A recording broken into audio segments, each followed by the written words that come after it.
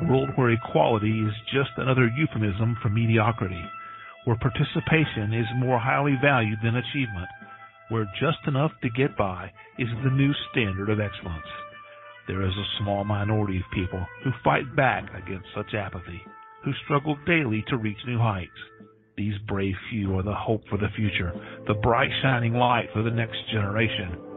They are the ones who will lead us to the places we have never dreamed of, to the undiscovered country, to reach goals only a few can even begin to imagine. Unfortunately, none of those people could be here tonight, so kick back and relax. Prepare yourself for several hours of fun, friendship, fascinating conversation, and fabulous music. All those F's, that's an alliteration and kind of a radio trick. Speaking of radio, you're listening to the most popular radio station in the history of broadcast radio, at least among stations that originate from Chris's living room. It's Curious Times. Your host is a curious listener. Here she is, Chris. Hello, everybody. Welcome to Curious Times. It is Thursday night, January the 12th. Jen Young is our guest, and the long-awaited interview of the century, or at least of the week, Alicia DiPietro is here to interview Jen for the first segment there of the show, and maybe even longer if we don't have callers. And, of course, Alicia is a big, huge fan of, it's still not working. Okay, I'm just going to listen on here. Well, if you can listen on here, that's fine. That's great. However you can listen is good by me, Mary Margaret, you know what I mean? And so anyways, Alicia is a huge fan of Jen Young's, and so this should be a very interesting conversation. Just to tell you a little bit, the biggest fan, Jen Young's biggest fan is Alicia. And so anyway, what's coming up at Curious Times? Tomorrow, Salva Dutton is here. Saturday, I think that, Yvette Howell's here. And then Sunday, Pamela Vincent's here. Monday, Diana Monroe. Tuesday, Lisa Nolan Shalusky. And next Wednesday, it's an open day. Maybe it'll be a day off. Maybe it'll be just a BS show. You know what I mean? And then another week from tonight, it's Jen Young again. And so there we go. Jen is a psychic, clairvoyant, medium, channeler, healer, spiritual empath. She sees, hears, tastes, smells, and all that kind of stuff. Everything that spirit has to offer. She has that very unique ability to pick up on smells, you know, and so you should never come to the show if you got stinky feet, because she will she will bust you and publicly humiliate you. I'm kidding. She does possess and share insight and wisdom, being that she is an eternal student and teacher. She's really an awesome chick, is really what she is, or a woman. Chick is such a bad word, but it's okay if chicks call chicks chicks, I think. You know what I mean? Anyway, she's an awesome woman. She's very kind and a lot more kinder and open and forgiving than me. And so she's awesome in that way. Very gentle woman, you know. And she's able to help you connect to people on the other side, and any other kind of information, you know, that you're seeking. Jen can help you out with. You can find out more about Jen Young by visiting her website at www.jenyoung.ca. And here comes Jen and Alicia. Hello, Alicia. Hi, Jen. Hey, how are you? Hey, how are ya? I gotta adjust my volume here. Okay, very good. Very good. How you adjusting the headset? I am adjusting my headset. There you go. Not anymore. And I'm going to talk quietly because I've got the grand bubbles in the room beside me, so I do not want to wake them. Get your, oh, never mind. You're not an Albertan. You're not an Albertan. So we got these, because now they've got this Alberta climate surcharges and all this kind of stuff, so now they have a rebates for us poor people. So I got my Alberta Climate Leadership Adjustment Rebate. It's kind of like a GST rebate, you know what I mean? And so I didn't realize it was just Alberta, so I was asking if you got yours. Oh, good for Rachel. Good for Rachel. Yeah, good for Rachel.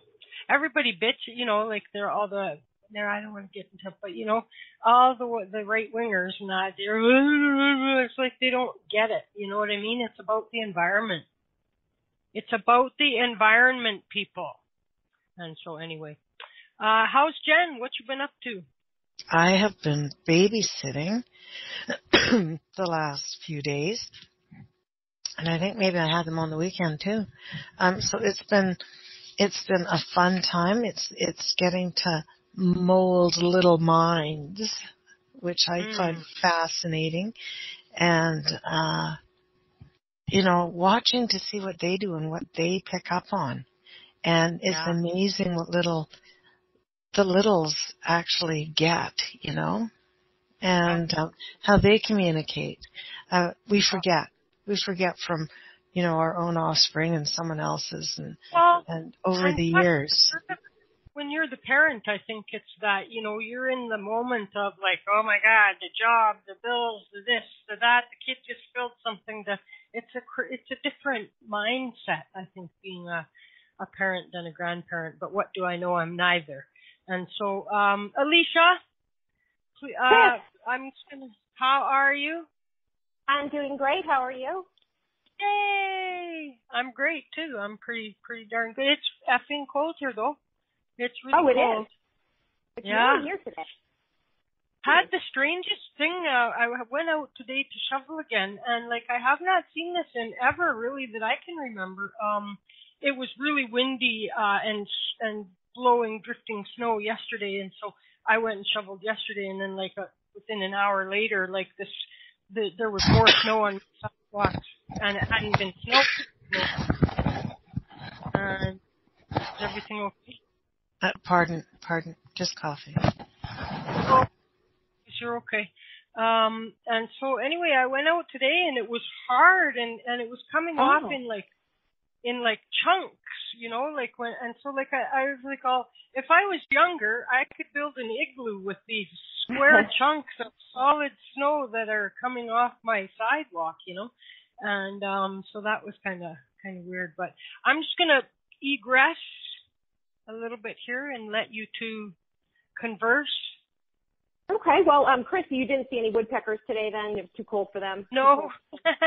See, yeah. Alicia likes prove that she listens in archives. And I do. That's very well that. Yes, she does. Yes.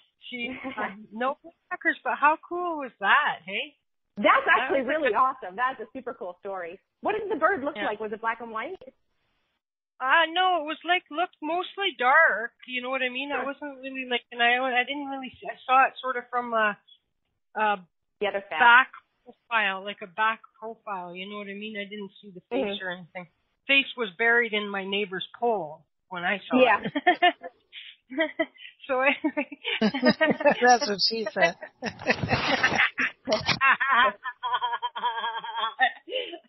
Lucky bird. Anyway, okay. I'm just gonna.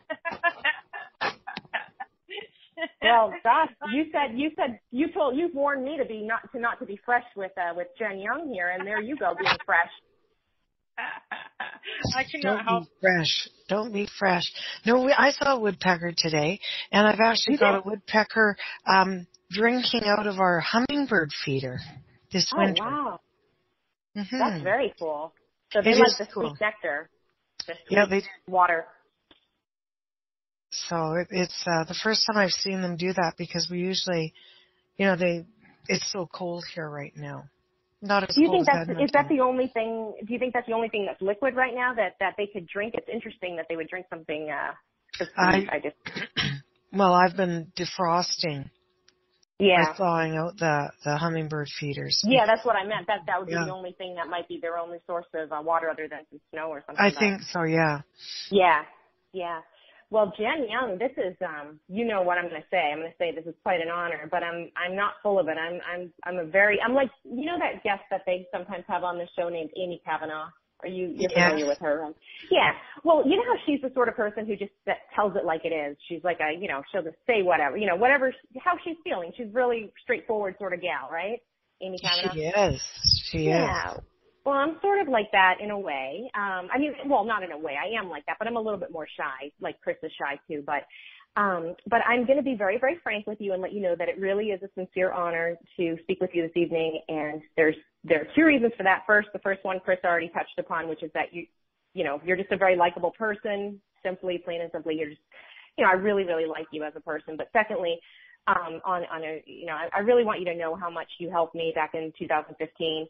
I know I joke around a lot and stuff, and you may not even be aware of how much, but, in the spring of 2015, I was going through a really difficult time, and you were like one of only a handful, minus a thumb, of people that I really felt believed in me and gave me strength and actually really cared about me. And, I'll never forget the time, and Chris too, and I'll never forget the day, the most difficult day of my ordeal. And then I went to listen to Chris's show that evening, this very show, Curious Times, and you were the guest, and it made me so happy. The two of you were talking about me, and you were talking about how relieved you were that things worked out in my favor, and I'll just never forget that. It really means so much to me, and I just want to thank you for that. So whatever. But enough about me. Now about you. Well, you're so welcome, and really, I didn't. Yeah. I didn't know that part. That so you've humbled me. Yeah. No, I knew you were going to do that, Chris. You know what? But you know what? And I don't mind when you do that for other people because they're probably full of crap. But I am the most serious, straightforward person. I'm like an Amy Kavanaugh over here. Okay, so really, I don't just. It's not like my father would say pulling a string. You know what I mean? Like just pulling. I need to calm down. I do talk fast. I'm not singing Kumbaya. Oh, okay. All right. I thought it was because of my love. All right. So Jen, I've been listening to Curious Times for quite some time, but I believe I'm sure you were already a regular guest prior to my becoming a regular listener. And so I personally am unfamiliar with the story of how you came to being a reader, AKA favorite guest of the show. Would you be open to sharing with me how you found Curious Times and how you became a guest on Curious Times? I would. I was doing a show with Barbara DeLong, I believe, and she said, I've got someone here that had phoned in or something, I guess, and had a question. And so I started to talk to them, and it was a fellow Canadian, and I started laughing. And so I gave Chris a reading, I think. And they said then Chris had her own show. And I was laughing because it was almost like we knew each other already. A different time, different place, but we were here. And it was here and now. And Chris and I hit it off. And so Chris said, would you like to come on my show sometime? So I phoned her, I think, the next day or something, and we just talked. And it was,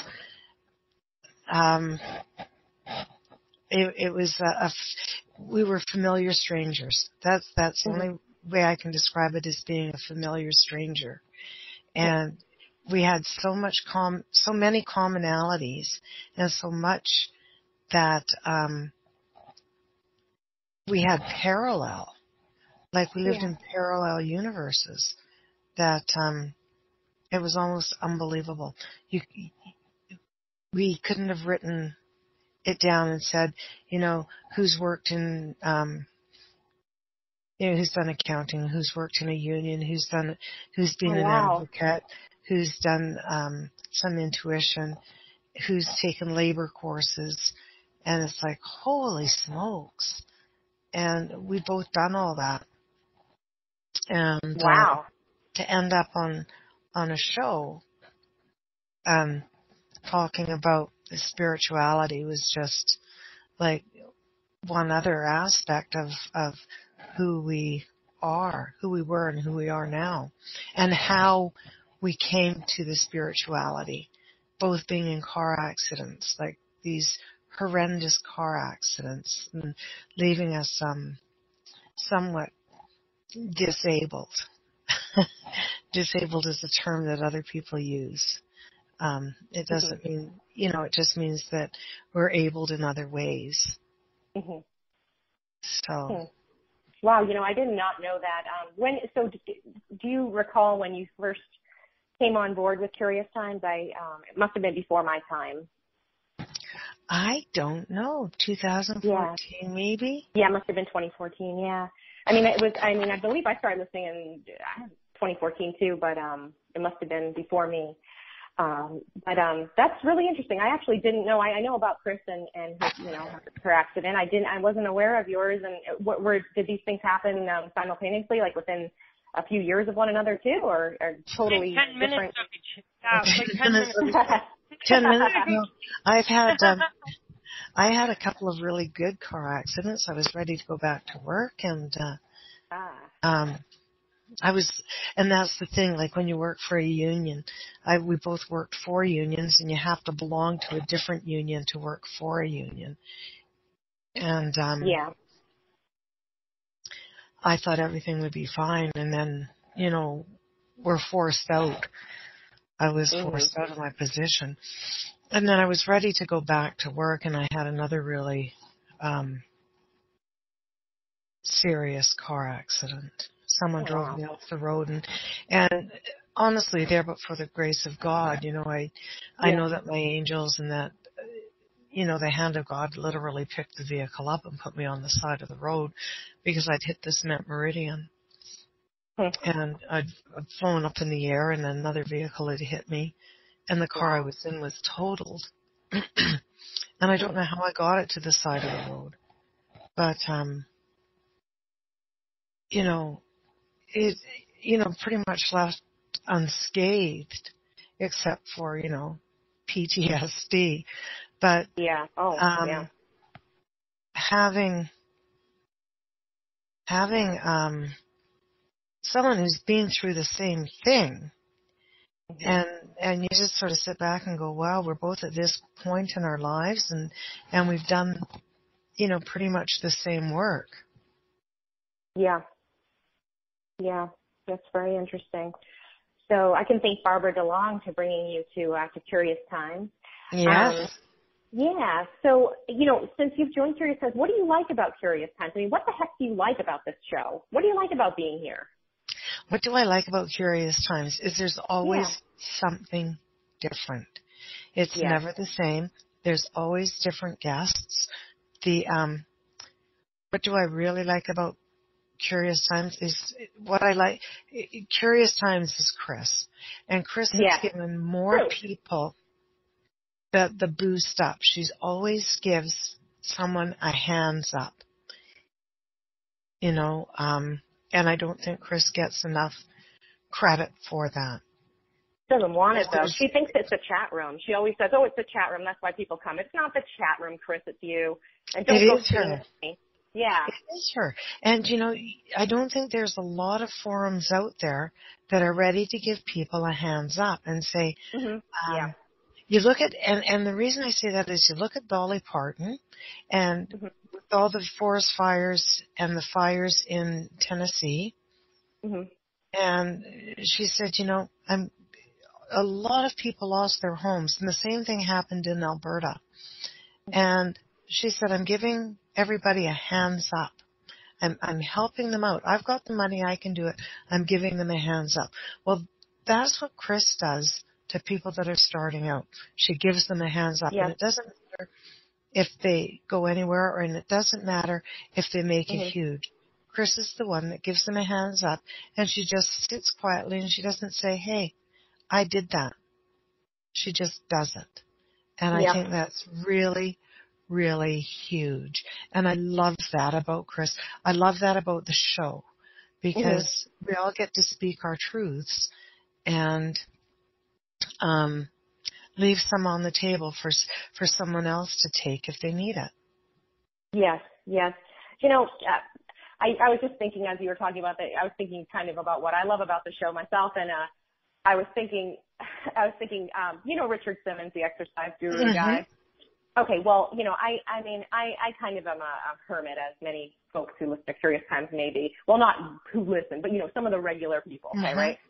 So anyway, as Amy said, Amy Kavanaugh said yesterday something about, brick and mortar life. Oh, I'll have a brick and mortar life or something, but anyway, I remember I used to love to exercise to Richard Simmons because my job is so sedentary, and I used to pretend that the people in the Richard Simmons video were my friends, and now with Curious Times, I pretend that all of you are my friends, but yet you really are my friends, so it's even better than Richard Simmons.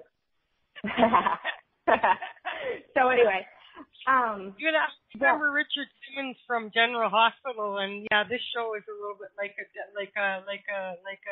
a soap opera around here. You know what I mean? So anyway, now I'm going to. Well, no, please, by all means, I enjoyed having you speak as well, of course. So Jen, I know I keep speaking of Amy Kavanaugh, but it's only because I had a wonderful interview with her on the 22nd of December. And I understand that you are going to be meeting Amy Kavanaugh in person in the very near future. And I am hoping to, yes. Yes, the two of you must be so excited. I don't know if I'd be more excited if I was Jen Young or if I was Amy Kavanaugh. But either way, I'd be freaking excited. Do you have anything planned, and do you think the weather will be conducive for a visit to Stanley Park? Well, Amy's coming to Victoria, so Stanley Park is in Vancouver. So we'll probably just meet. Amy, I believe, is taking, the little boat to the inner harbor. So this is très exciting, as we would say in old Canada. And so I'm most excited. I don't know how long she's going to be here, maybe overnight. So I don't know. All I know is that I'm just bursting with excitement. I would be too. I can't believe my good fortune in having Amy as a friend, but meeting anybody from the show, right? Yeah. But even doing a show with Amy and then finally getting to meet her. And I know there's just going to be laughter. It's just going to be joy in great big letters. That's all I see is joy. Yeah, and, I agree. It's going to be wonderful. Another, and that's someone else that Chris has brought together is Amy and I. And so it's... yes, of course. Yeah. It's so exciting. So exciting. And, so just so I can keep tabs on you, when is this date going to be, this big day? It's supposed to be in January, but January is going so fast. So I know. I know. Soon. Hi, I'm going to interrupt. I don't know when it is because right now I'm in Indiana and I'm heading to Chicago for a job interview. Then I have to go home. And then I have to pack new clothes and go to California and speak. And then I have to go to Seattle. So it should be next weekend, but But we haven't even talked about the specifics because I have to live moment to moment. But it's so funny because I was counting on the show. I was driving. I was so bored. I was like, I wish it was time for the show. I wish it was time for the show. And then I got distracted. And then all of a sudden I missed a bunch of the show. So I got there right in the good part when you were saying nice things about me. So anyway, but I'm going to mute. I'm signing off. I just needed to. Yes, it's her interview. All right. But I have Wheel World. If there's something important to say, I'll chime back in. But I have Wheel. Oh, there'll be important. There'll be important things to say. Okay. There are a lot of things I need to find out about Jen here. But it's funny because around 5 a.m. I think or so, I can't quite remember because I was half asleep. Chris wrote me, just to confirm I was going to be here, and she kind of wanted to make sure I wouldn't talk, inappropriately to you, Jen. So, but it's funny because it's not that I spoke inappropriately to Amy. It's just that I posed. See, it's going to be interesting. I'm going to pose, many of the same questions that I posed to Amy back on the 22nd, but the answers are going to be totally different because it wasn't the interviewer. It was Amy who was responding in a sexual manner. It wasn't me. So, anyway, in a non-sexual manner. You kept trying to give me a sex life that I didn't want to have. Well, hey, I'm not the one. But if I have one, if I ever have one again, I'm going to be a scissor sister. Goodbye. The guest from last night is the one who's telling you that you're going to be having a sex life. Murder in the court. All right. So Jen, back to you. So, All right. I'll start asking you some more, some normal questions for starters. So let's see here. Jen Young, what makes for a good day for you? I bet it involves nature. A good day for me. Sex! I'm just kidding. That was Amy's answer. Well, I get that. So I can't, I get that. Above ground. A good day for me is above ground. A good day for me. I can think of so many things, right? Well, list them off. Let's hear them. The being in nature, not having the environment being raped and pillaged, not having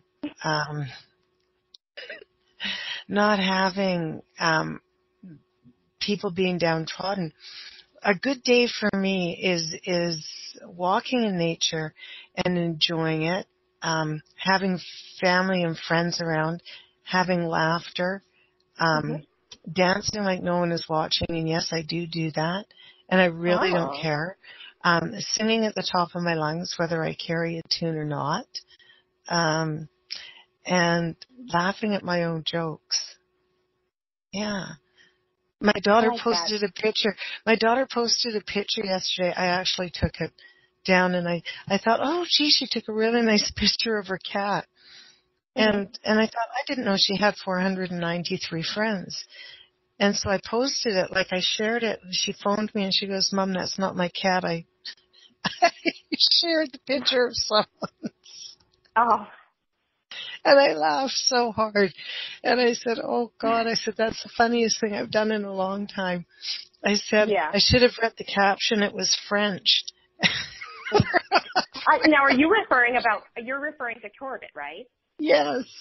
Now, listen, so during the month of Corbett, you know what month that is, right? No. August, yes, the month of Corbett. Yes, the month on the 15th. And on the 15th of that month, right? Yes. You know what day that is, right? Is that your birthday? No, isn't that Corbett's birthday? Yes, it's Corbett's birthday. Yeah. Okay, so you've been known to wrap something, right? Like a piece of cheese or a deck of cards in wrapping paper, right? And then Corbett would open it and the both of you would laugh, right? Yeah. Now, so you brought Corbett up. What do you attribute Corbett's genuine appreciation of anything to? I mean, did you see that in her from the start? Was she born that way, or do you think that was a attribute that you really successfully instilled in her through parenting or something? Because it's just such a rare quality. She was born that way. She was born that way. Yeah. No, she's brought that with her from wherever she's been and whatever she's seen. She is genuinely appreciative of anything she gets, and I still struggle with what to buy her. And she says, you should know I'll like whatever you get me. And I'm still the kind of person that really struggles with what to get someone else because I'm really afraid of being judged. So, but yeah, the month of Corbett is the month of August, and I have wrapped up like a bit of cheese it's been dental floss or a chapstick from the dentist's office. It doesn't sound like you care too much about what she thinks of you. Come on. I mean, you freaking wrap up a thing of dental floss here. I do. It's true. It's absolute truth. But no, it's just like a present today, and sometimes it's a really nice gift, and sometimes it's just something to unwrap. No, it's just a laugh, yeah. And it's always something to. It's always something like, oh, what am I going to get tomorrow? Well, wait and see. Yeah. Jen, I've heard you say before, I don't know, sometimes people's opinions can change from, show to show, but I've heard you say before, I heard you say once before, I think only once, probably, maybe twice, that you don't really like the word people. And if you don't know what I'm talking about, I can tell you more of the context you were I do know what you're talking about. Oh, you do. So you have such a, unique list of likes and dislikes, and like, for example, we were you've said before, and I don't know if you're serious, but you've said you really like, I think you are, you said you really like the smell of cigarettes, and you were saying you don't like peanut butter, you dislike all fish for consuming except for halibut, I believe. That's and right. so, all these likes and dislikes, you're very particular. So anyway, I always thought it was interesting about how you said you don't like the word people and that you prefer to use the word individuals to describe your fellow humans. As Amy likes to use the word humans. So tell me about that. Why don't you like to use the word people? If you listen to other individuals talk, Mm-hmm. they will say, those people. Mm-hmm. And it is as if Yeah. they are in some way better or worse than someone else. People or humans are individuals. We're all individuals with our own individual flaws or perfections. And there is beauty in imperfections. There is, even the imperfect are perfect in their own way. And so I like to see individuals. I don't like to see people. I don't know why it actually hurts to have other individuals to say those people. I To say me, that all the time. Those people? I didn't know I was wounding you. Yeah, I'm pretty sure I use the word people a lot. Come on, people. That's different. That's different. Everybody get together. Try to love one another right now. But it really depends on adjusting my headphones. It depends on the context, how it is said, but the majority say it in such a way that it is derogatory or arrogant maybe, or maybe that's just the way I perceive it. It is the way I perceive it. And it just doesn't sit well. It's like there are classes of individuals. My mom was very British, and she was brought up in like the upper class. And maybe it rubs off because we're not all like that, right? We're not. I don't believe there are classes. I don't believe that. Right. I don't recognize color, and I know there are colors. I believe we're all individuals. I do love the smell of cigarettes. I smoked for years. I smoked for years. I love the smell. And Isn't that interesting? Yeah, go ahead, please. No, if I could, I'd pick up a smoke and I'd smoke one right away. But it's not good for me. I'm glad you quit. Yeah. So I'm glad you quit. And I really like what you were saying about, that you don't see class and you don't see color. I'm with you there, definitely. So, let's see. I have so many questions. This interview is turning out to be so different than the one I did with that other guest, Amy Kavanaugh. I mean, some of the same questions, but yet so different. I know I was thinking the same thing as what CJ just wrote in the chat room, this beautiful young lady named Christy. She's actually a few years older than me. I know that because she called into the numerologist, and I do listen to the show regularly. So anyway, she was saying ex-smokers usually hate the smell, and that's precisely what I was thinking, but Jen Young is so unique. Yes, I'm such a sneak. I know. I listen. So, Jen Young, I have so many other questions. Okay, so I want to see if you answer this the same way as Amy or differently. So Carmita came up with this question. Oh, Carmita. And I don't know if you listened to the interview I did with Amy, but she was very adamant. No, I didn't. Perfect. Because she was very adamant about her answer to this one, and I'm curious to see how you'll answer it. Okay, so if you were to see a person walking down the street, let's say you're walking with your daughter, Corbett, and you see the person happens to fall, but they get right back up and they continue to walk. They weren't injured at all, just a little, they didn't even fall all the way. They just tripped, stumbled. Would you laugh quietly to yourself or at least derive any form of amusement from the person's mishap or no? I mean, because I'm curious. Now, see, I'm thinking of how I think you're going to answer this, and I'll let you know if I'm correct or incorrect. Oh, God, it depends on the way they fell. Are you afraid to answer a little bit? No. Okay. No, because if it was a funny fall, then of course I'd start laughing. Yeah, see, that's what I thought. Like my mom fell in the street once, and Yeah. my niece was with her, and I said, just keep walking. I was going to leave my mom in the street, but my niece was about 4, and she goes, Ann, and I'm going, no, just leave her. Oh my God. Now, you were not afraid to answer my question then if you just told me that story. No, but it depends. Like if someone just sort of trips. Exactly. It depends, and it depends on if the person. I'm talking 100% if the person is not injured at all and you're positive, like they just totally stumble and they just maybe even they're laughing quietly to themselves or something. But I mean, I personally, I would laugh to myself, and then I would feel very guilty for it, and I would think, why am I like that? I don't want to.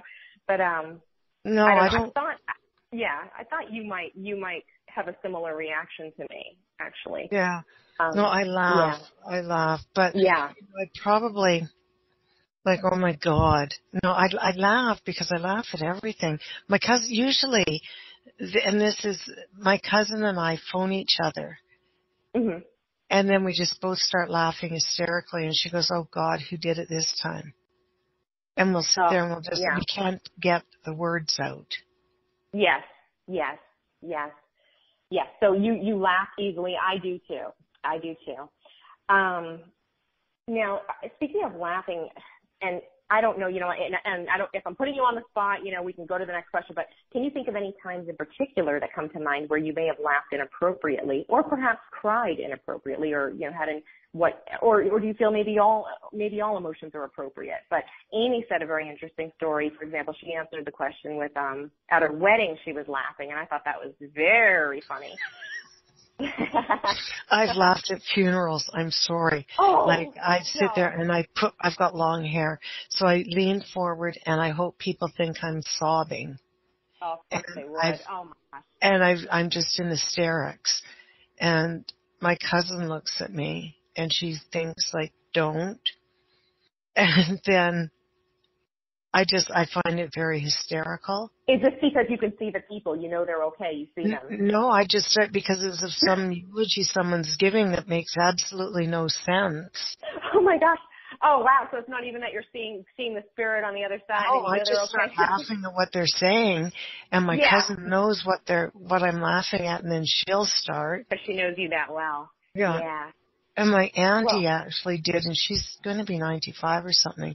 And so we all start, right? And then we all try and hold it in, and that makes it worse. Yeah. That's funny, and that's really neat that all of you get each other, too. That's pretty cool. It's usually funerals I start laughing at, or at meetings, like the meetings I go to. I'll find that someone's done something that I think is really hysterical. And I just start laughing and I think, oh, this is really inappropriate. But what they've said is just really outrageous. Isn't it funny that laughter is what brought you to Curious Times, with Barbara DeLong, you're saying the story about laughing there, and then, Amy and Chris, and, laughter is kind of something that ties you in with everybody here. So how about completing sentences for me? These are going to be quick. Or they don't have to be quick. You can elaborate if you want. I mean, who knows? Maybe you'll have more than one word to fill in the sentence. But please complete these sentences for me, Jen Young. I wish I was a better blank. Mother. Oh, I cannot believe that for a second. But, I mean, I do believe you that you wish you were, but I cannot believe that you are not already a perfect mother. Isn't that interesting? Amy answered it differently. Please complete the sentence. I will never blank. Oh, I will never. It can be more than one word, of course. I will never trip and fall. I'll laugh at you. No, I trip all the time. I don't know. I will never. I don't know what that would be. Well, we can pass. We can we'll pass. I don't know. Yeah, we'll pass that. Well, how about this one? Amy, now this is when Amy got started. Please complete this sentence. It has been so long since I blank. Oh my God, Amy, I know what she said. Yeah, she did. Oh, Amy. Anybody can go do that. You just make no emotional connection, right? Like, really? Amy was saying she only wants to do it with if she has a very strong emotional connection. She just kept going on and on and on about it. And how she wants a relationship and this and that. You know, she doesn't just want the physical aspect. But I digress. I'm not supposed to be talking about this. So. Okay. So what was the question again? Well, it has been so long since I blank. Oh, got drunk. Oh, interesting. I was just gonna answer for you and say, you know, maybe smoked a cigarette, but that's just easy. Oh yeah, not even no. on I've New had Year's a Eve. cigarette. No. Really got drunk. I think the last time I really got plastered was at my cousin's. Plastered, yeah. Yeah. Well, how about this? Because I want to really get up close and personal here, so I figure I'll ask you this one. Not too many people are aware that I blank. Not too many people are aware that I laugh. I think they know that. Everybody's aware of that. that I do psychic work. Really? Now that's very interesting to me. So you kind of keep that to yourself a little, huh? In my neck of the neighborhood, sure do. Yeah. Oh, wow. Interesting. I did not know that. I kind of thought you might be an open book. You know, I wish I had asked Amy that question too. I'm curious about hers. I wonder in general if people kind of keep it to themselves or not. Certainly not something to keep to oneself. I mean, heck, I'd want to know if I was in your neck of the woods, you know, and I'd want to know if I wasn't. So, Amy, what are some things or anything that you might rather pay someone to do than do yourself? Amy or Jen? I mean, Jen, I'm so sorry. You know, I had Amy on the mind today. I had Amy on the freaking mind. I'm so sorry because, you know, because I asked her that same exact question. So, Jen Young. Jen Young. I like the way you say Jen Young. I love that. What would I rather do? Say that again, please, darling. Well, can you think of anything or things that you might rather pay someone to do than do yourself? Clean my house. You don't like to clean. No. I don't mind doing big things, but I don't like big projects. Oh, yeah. No, I like the painting. I like all that, but the other stuff, I like vacuuming, but I don't like the other stuff. Tidying. I don't like tidying. Oof. Yeah. You don't like to tidy. Well, what about those little, do you call them baubles? Your little twin granddaughters? The bubbles, the grand bubbles. Okay, so you were talking about molding little minds, you know, because you're babysitting them right now. And do you see a lot or a little or any of yourself in them? And how about the big guy? Do you see any of him in them? Yes, actually I see with Chris's little one, the one that wore green right away. Yeah. We call her the cloud walker. She walks with her head in the clouds, and she's always tripping and falling, and then she'll get up and she'll start crying. And it's like, no, shake it off. I tell her to shake it off.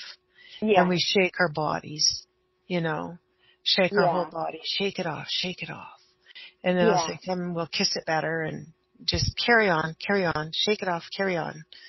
You know, you can't walk with your head in the clouds. You have to look where you're going. Yep. And then Bella, she's the little moonbeam because she's always busy, and we just watched The Sound of Music, and it's hard to catch a moonbeam in your hand. And she's always busy. She's always doing something. And so they both have traits from us, but from their parents also. And it's really interesting to see what they do. And especially now we're more cognizant of who they can see or you know, spiritually wise. You know, when they look into the corner of a room or up at the ceiling, and I'll say to them, oh, you see them too. And they look at me with a big smile. And it's like, yeah, they do get it. You know, I hope they don't lose that part. I hope they don't lose the magic and the wonder of it all. Right. Well, you didn't, Jen Young, so perhaps they'll be able to maintain it too. Oh, I think for a while I did, but it comes back. Yeah. Well, Jen, what do you think the nicest thing someone could say to you, or about, I mean, not to you, but about you would be? For the most part, I was a kind person. That's what Chris said. I wish I had said that, John. Well, I do think you're a kind person. Jen, are there any situations in which you might be likely to feel nervous or lack confidence? Public speaking. Really? Mm-hmm. But you go to those meetings. Are those not too? Yeah, I do go to those meetings, and there is a big board. You know, it's there's civic meetings. Mm-hmm. There's generally a big board. I don't know how many people, probably, say 20. Yeah. And so there's very few people in the galley, but or gallery, whatever it's called. And to ask questions, it's, you know, even though I sat on a board at one time, it's quite intimidating because they're all broadcast. And trying to formulate the question and communicate exactly what we mean, you know, being specific to a bylaw or the local government act is hard. I'm learning. It's taken a long time. I've learned, and I'm still learning. I'm going toe to toe with someone right now, and it's quite exciting, and yet I find it extremely frustrating. Yeah. So, and I'm very passionate about what goes on, and I think there's the if it's just me fighting for a personal environmental issue or a personal issue, that's more difficult. If it's stepping out of the box or the ring and speaking up for someone else, then it's easier. I don't know if Chris would say Chris the same thing. has said that before too. I believe Chris has said that same exact thing before. Doesn't look like she's willing to chime in to explain to us whether or not we're correct on that, but I do believe that she has said that before because I am an avid listener. So, yeah.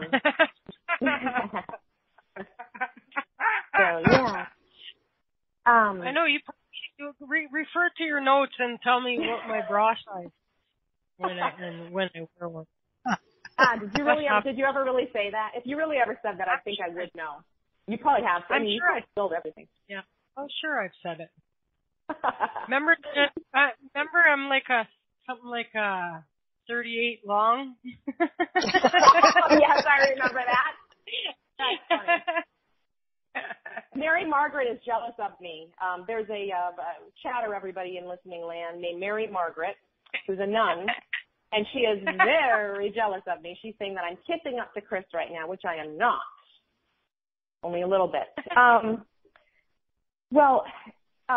think, Chris, you probably need to go to a break or something, right? But I am curious, Jen, on February 10th, you know what day that is, right?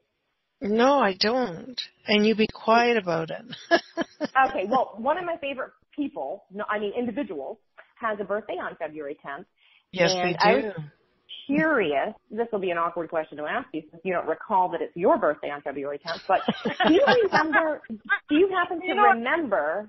You forget when you get old, you know? I know. So if she can't remember her birthday, I'm thinking maybe she can't remember this, the answer to this question, but I was wondering, Jen, if you happen to remember any of the wishes that you've ever made before blowing out candles on February 10th, previous February 10th, of course.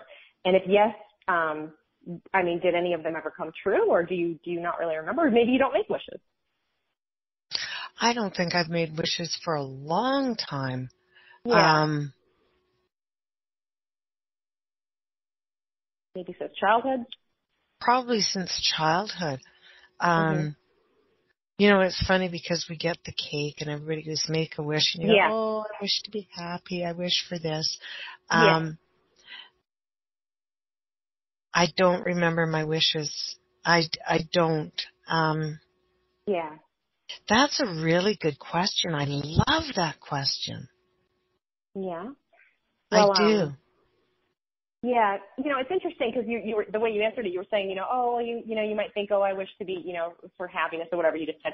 And, a lot of people really probably don't think the way that you do, and they probably really are wishing, oh, I wish I could have this car, or I wish I could have, so who knows, just because you think one way, I think you're pretty unique. I mean, I can relate to you. I do remember making one wish on one birthday, but other than that, I remember as a child always wishing.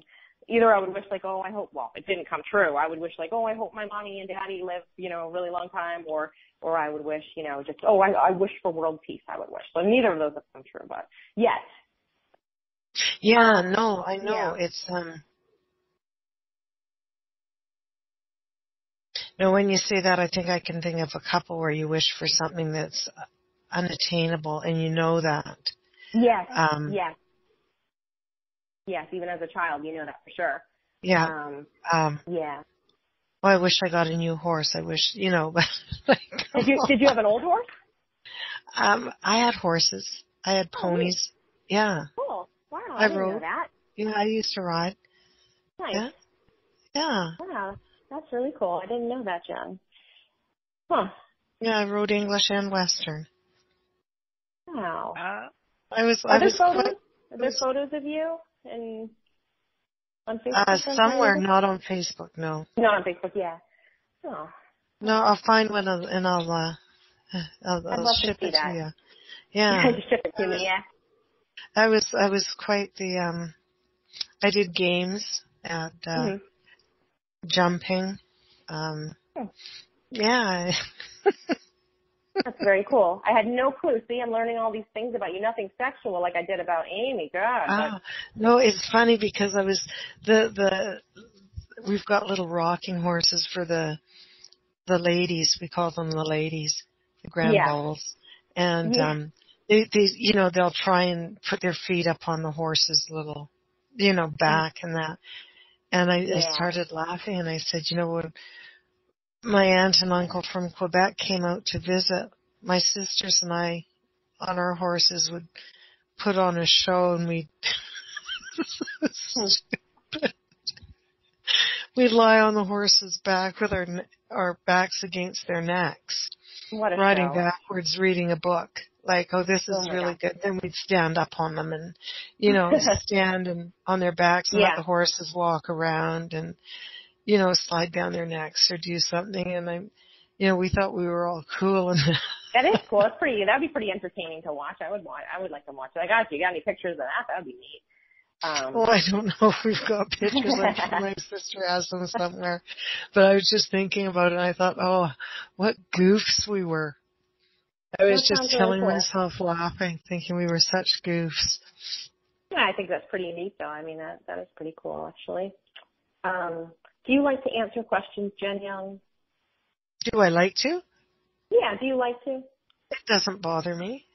If I don't want to, then I won't. Yeah, I mean, you did pass on one of my questions. Remember, you passed on one of them. I did. I will never. It was so invasive. I will never. I don't know if I would never. Because you'll do anything. Because you'll do anything. You know that you're open-minded. You not that you'll do anything, but you're open-minded. For, I would never kill someone. Potential. Yeah, that's the best answer ever. That's the best answer ever. No, I could never kill someone. That's an excellent answer. Something for one of your grandchildren, like in a really bad way? Pardon? Huh? What? No, Chris, I couldn't. And I don't even visit that. I believe that. No, I do believe that. I do believe that. No, I don't even visit that. And that's funny you said that because I had that whole debate conversation with my dad years ago. And I was just channeling your father. I know, even good for you. Even defending myself. I stood there and let my brothers beat me up. I could not fist fight them. Could not do it. Could not do it. All right, well, let's do a song and then we'll come back. I don't see that anybody has. I think everybody's so engrossed in the conversation. Brittany, if you want a reading, let me know somehow, or just barge in and unmute yourself and stuff like that later after the song. But I think everybody's just enjoying this conversation so much, and so It's good. So anyway, I'm going to. I love this song, and nobody else will probably even know or care about the song. I'm going to play it for me, and it's your show. It's a little over 5 minutes, so that'll give anybody time to go tinkle if they need to. So here we go. Oh, thank you. Here. Are you looking for a place to meet like-minded people? Perhaps you're a light worker looking for a safe place to share your thoughts and services. We've got a place for you, intuitalks.com. Join for free, post updates, blogs, create and join groups via website or radio or class package. The possibilities are endless. Join the all-spiritual, all-under-one-roof network, www.intuitalks.com. All right, we're back. And so I'm going to do a quick shout-out. I see someone called in. They're probably looking for a reading. And that's NC, not... NC often will wait and then give up and hang up and leave. And so I'm toying between just taking the call and getting it out of the way or allowing this pick up the call. You are not the boss of me, Alicia DiPietro. Okay, anyway. I will probably let Jen take that call and then but there's a bug. Get the vacuum. Yeah, the vacuum cleaner. Okay. All right, you go take care of the bug.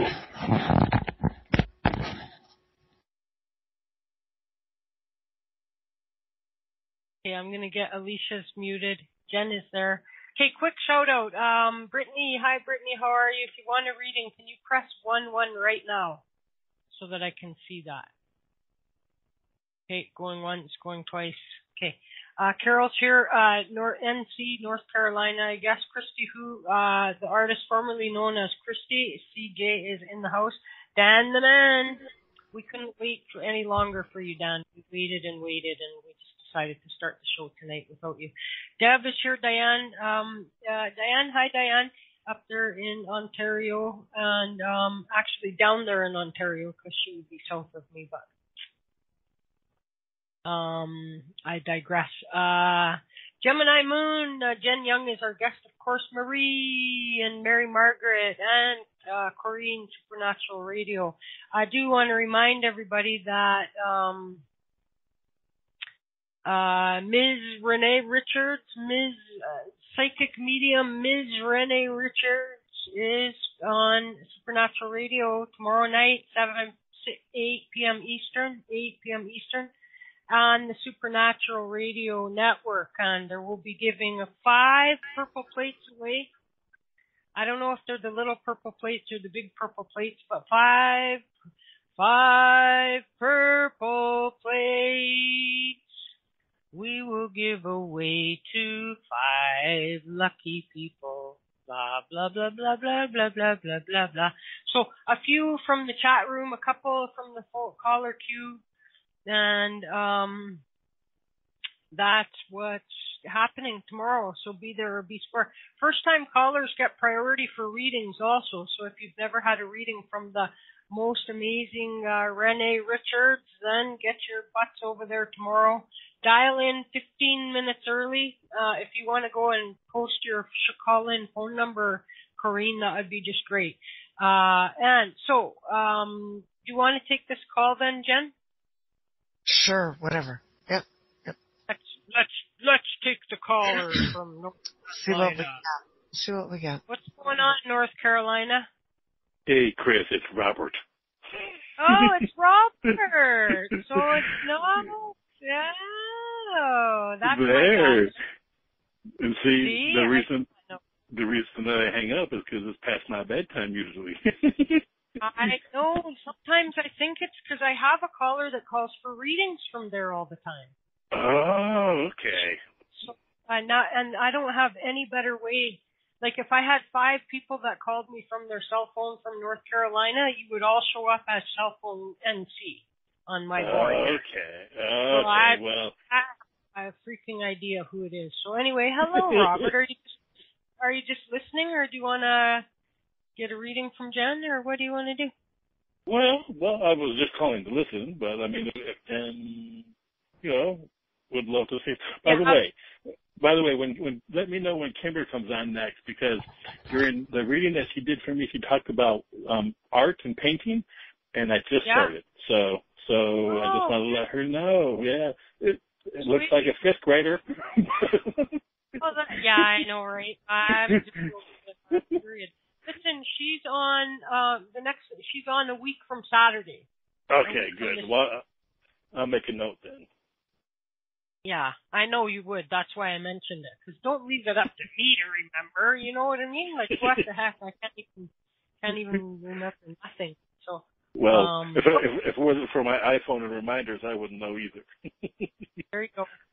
So, if Jen, or if you're picking up anything for Robert, then let her rip, and otherwise, Robert, just park Robert back into his. Well, I'm not really picking up a lot. All I've got is selenite as a crystal form, which is moon magic. Oh, well, I just posted on Facebook my picture of the full moon tonight, Jen. Oh, I haven't looked at it. I'm magic, sure, yeah. And also, I don't know who's got the headache around you, or if you do, but I've got a full-on headache, so I don't know if it's and it's connected to you. So don't run with scissors. Well, I know a couple of people are a headache, but a couple of people are a headache. There's always someone. It is.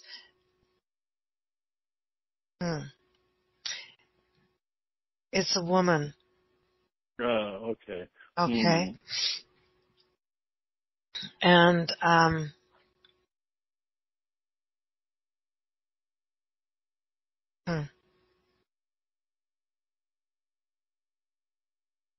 Well, it's only one I can think of, and I'll ask her tomorrow when I see her. So. Okay. No, there's someone that's it's and I wrote down it's the headache, and it's with the caller that's called in.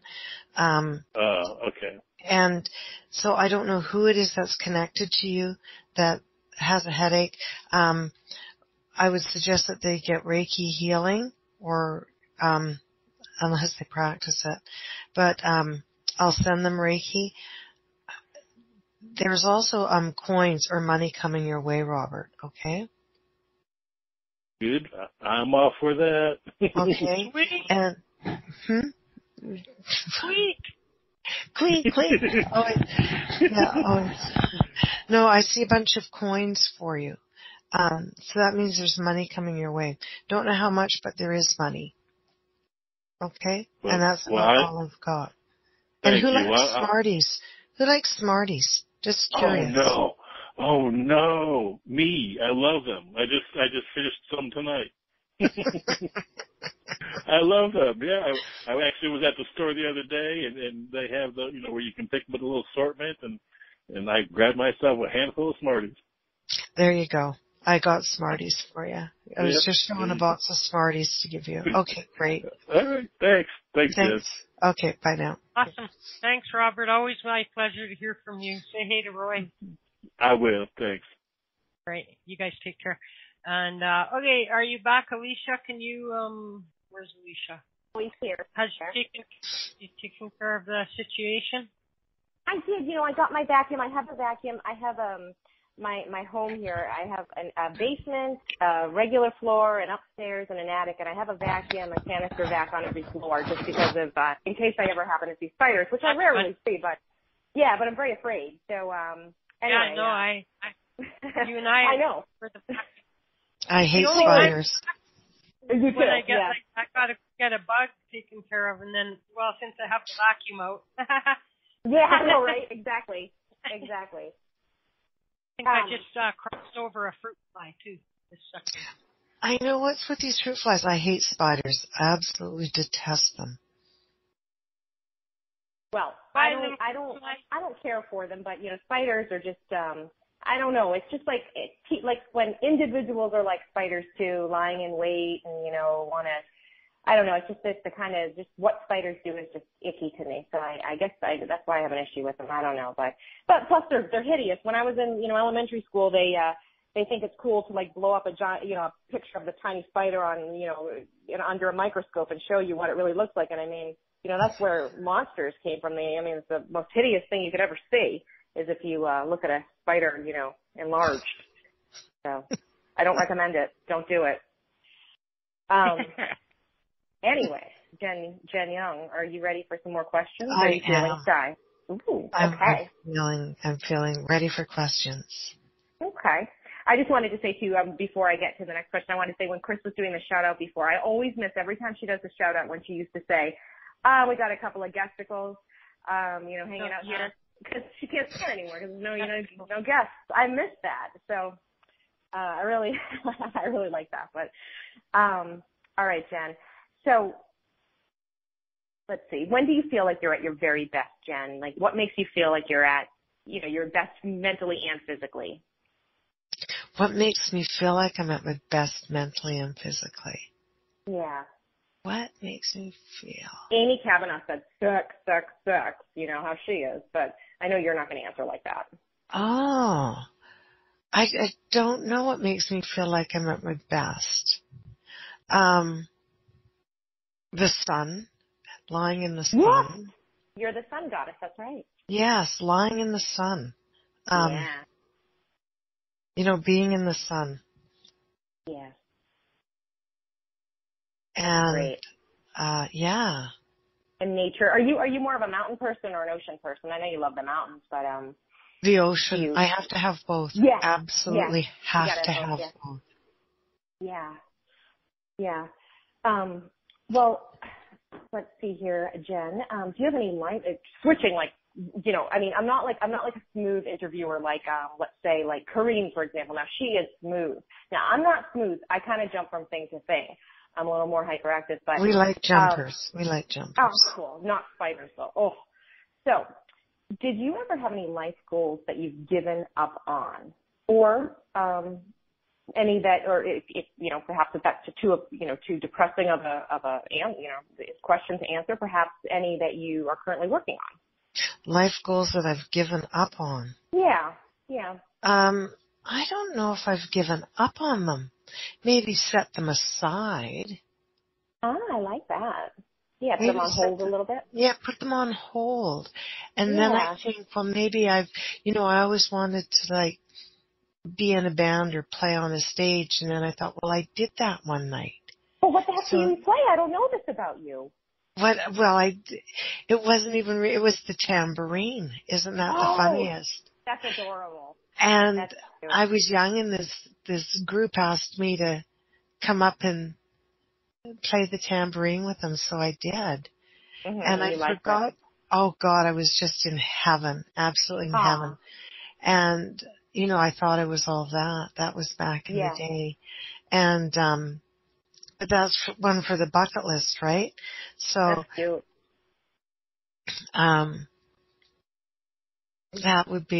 That was fun. That was a lot of fun. Well, would you rather play the tambourine in a band or lie on a horse's back? Oh, I've done both, so. No, I know. And both are pretty, I know, it's pretty cool. Both are great, right? Yeah. No, it's just the interesting things that I would have never known about you, So it's pretty cool. We used to ride the horses up to the water, and, we used to go swimming on the horses, too, so. Take them into the creeks and rivers. Are you a good swimmer? Swimming. Are you a good swimmer? Because one of my other, another avid listener to the show, her name is Corrine. You may know her. You may have spoken with her. Yeah, she can't swim, and neither can I. No, we had to take swimming lessons. I'm a pretty good swimmer. Very good. We did the Red Cross swimming badges. Nice. Living on the island, we had to. It was a must. My mom nearly drowned when she was a kid. So, I think we all had to take swimming lessons for that reason. It's a very good idea to do that. Yeah. Do you think that some people though might just be incapable of, like, their bodies actually can't swim? Because I mean, for me personally, I've always been a really, like, as a child and everything, I was always very athletic, you know, and I could do anything. But for some reason, and I haven't taken formal swim lessons, but I've taken, people have tried to teach me many different people, you know, individuals rather. Sorry. Have tried to teach me to swim, and my legs just sink. It's like they're lead. I think it might have to do with bone density or something. I really have a theory about that. Do you think that's possible? I think it's everybody possible. I think some people, some individuals, yeah. I don't know if they're incapable, but they find it more difficult, and I'm not sure why. Some people just, I think if it's fright or flight or whatever, I think they would be able to, but they find it extremely difficult, and I'm not sure why that is. Right. I always think that's very interesting. I remember being, you know, as a child being invited over, you know, kids' birthday parties, you know, as a kid, and you know, it'd be like a pool party, and everybody could swim except for me, and they would play volleyball, and I would be, you know, on the shallow. I always loved the water. I love it. I would try so hard. Maybe that was my problem, trying too hard, right? But just wouldn't work. But Jen, do you feel like you're more motivated to take action when you receive positive reinforcement or when you're punished? Probably positive. If I'm punished, then I think I hide in a shell. I put the walls right up. Yeah. Put the walls right up. I think some people, here we go with the word people, there's individuals out there that really thrive on negative reinforcement. Yeah. And some individuals really love giving the negative and thinking that makes it all okay. And I've worked with that kind of mentality, and I'm not a huge proponent of it. I think that, you know, if we go around being extremely positive, then the environment's a lot better. Heck yeah, for sure. Absolutely. I wonder if anybody really gets more motivated when they're punished. You know, positive reinforcement always just seems like such a good way to teach. But I almost called you Amy again because I was talking to Amy in chat. But how have you, Jen Young, have you done more things that you're proud of in your life, or more things that you are disappointed or ashamed of? I think I've done more things that I'm proud of. Yeah, a lot more that I'm proud of. I know that there's things that everybody's done that they're not so proud of or ashamed of. Especially when they're kids, when you go back and you think, God, I was a real, you know, it was a real shit thing I did as a kid, right? But we don't know any better. That's the sad part. We don't know any better. So you do the best you did with what you had. And even though you might not have meant to cause hurt or pain, when you're older you realize you did. And I think that's when you feel the big ugh inside. And if you could go back and change it, maybe you would. Maybe not, because then no one would have learned the lessons that we're here to learn. Yeah, that's a good point. Yeah. You know, along those lines, you know, regrets and stuff, would you say that you pretty much live your life, like as in the actions you take, more from a place of love as opposed to guilt, or do you find yourself oftentimes living from a place of guilt? Say that again? Like, you know how the actions that you take in your life, would you say that you live your life more from a place of guilt or from a place of love? Place of love. Yeah. Do you ever find that you make decisions based on guilt? I mean, I personally find that I do quite often, and I can't stand that about myself. Sometimes I have. And when that happens, whether it's, you know, the passive manipulators or just the overt manipulators, we go about and you just think, oh, I'm going to do this, and you feel guiltier than heck, and it never works out, ever. Yeah. And I think you're right. It never does. It never does, ever. You're absolutely right. So why do I? Yeah. But why does anybody? Because we all know we, you know, it isn't the place to be working from. So why do we bother going there? Yes. Yep. Right? Absolutely. I need that stop sign that Chris likes to put up. Absolutely. Geez, yeah, that's a great point. I'm glad I asked you that question because you just taught me something right there, actually. So, Jen, now on a lighter note, if you came across a penny on the ground, would you be likely to pick it up or not pick it up? I'd pick it up every time. You would? Would you pick it up if it was heads or tails, either way? Either way, I always pick it up. Ooh, because you think it might be good luck, or you just play like it's good luck? No, it's always good luck. It's left for me to find. Oh, very cool. Okay. It's pennies from heaven, always. Yeah, you and that other woman, her name was Amy Kavanaugh that I had interviewed.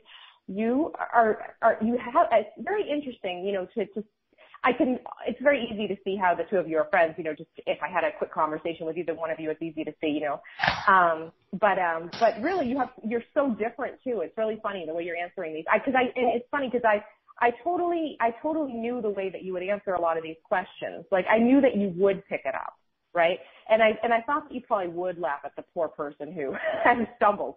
I thought that you would. Now I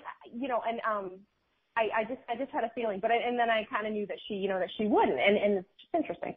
But anyway, let's see, Jen, have you ever consumed spam? SPAM.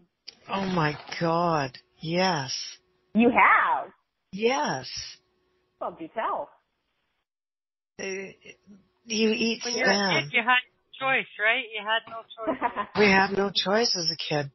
We all had spam or prem. Remember prem? You don't know what that is. Teach me. What's that? It's the cast off of spam. Oh. You mean there's wow. There's a cast off. There was spam and then there was prem. And I'm sure it was prem. I wonder if that's only, is that only Canadian, do you think, prem? I gotta look that up for sure. I have to look that up too. It's gross. But no, when you're on limited funds growing up, yep, that's what we had. Okay. Ugh. Oh, okay. I have a theory on how you might answer this. Now, I might be totally wrong, okay? But I'm wondering, as a child or maybe even as an adult, but I'm more as a child, did you ever make prank calls? Of course. I knew it. See, I knew that you would have, and Amy said no. She said, she answered so quickly, she's like, absolutely not. Absolutely. And I just knew that you would. Now tell me about the best one, please. Oh, the best prank call. Yeah. God, we had so many. I can tell you about my best one. I can tell you about my best one. Maybe it'll jog your memory. Yeah, go for it. My brother had this friend, Ollie, who was a couple years older than him. I was probably in maybe like a freshman or sophomore in high school. So Ollie was probably a senior. So anyway, I called up his number and I said, hey, whatever name I use. Hey, hi, my name is Vanessa. This message is for Ollie. Ollie, I just wanted to let you know, I feel so bad to leave you this message, but I took the pregnancy test and I am pregnant, and so my parents are saying blah, blah, blah, blah, blah, blah, blah. Anyway, his parents freaked out on him or whatever. But anyway, and the guy was the biggest nerd too, which was the funny thing. So that was my best one. Now, how about you? Just jog your memory. No, we didn't do anything like that. We would, no, we just, like, is your refrigerator running or, then you better catch it. What my brothers did though, my brothers were so funny. My brother Sam was extremely hysterical. And he was so bright. He'd get a tape recorder and he'd tape record himself farting. That is really grotesque. Now that is just grotesque. And then what would he do with that? He just random dial someone and ask for something. Oh my God. Now, have you ever done that? Are you really saying my brother because that's what you did, and you're just saying No, my that's brother what that he we did. don't think it was you? That's what he did. My All brothers right, I did. believe you. When I'd come I believe home, I'd come home, and they'd be doing these crank calls, right?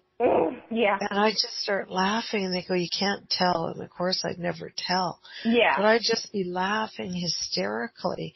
And I think, how could they even, number one, think of that? Yeah. And then, like, even carry through with it. Like, but he'd have this one of those little tape recorders out, Yeah. and they do it. And I just think, oh God, they're boys, right? Mhm. Yeah. Well, Boy. that was pretty original. I never thought of that one before. No, I don't but think I would do it. people on the Personally. other end of the phone, though. I wouldn't be able to not laugh though. I mean, that's very original and very funny. That definitely would.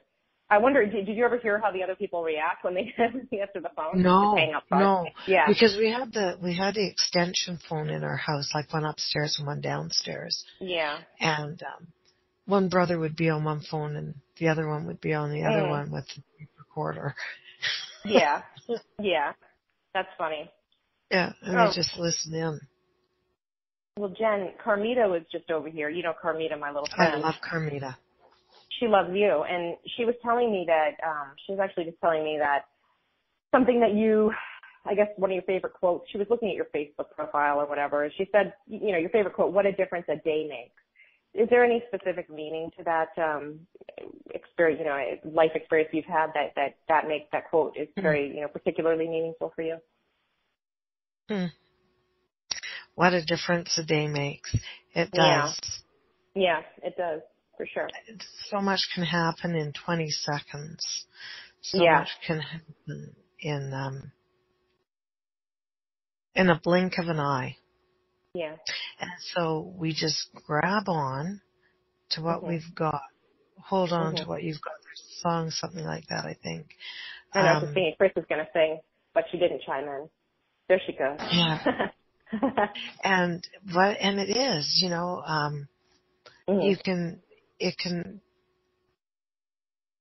the most catastrophic thing in my life was my brother dying.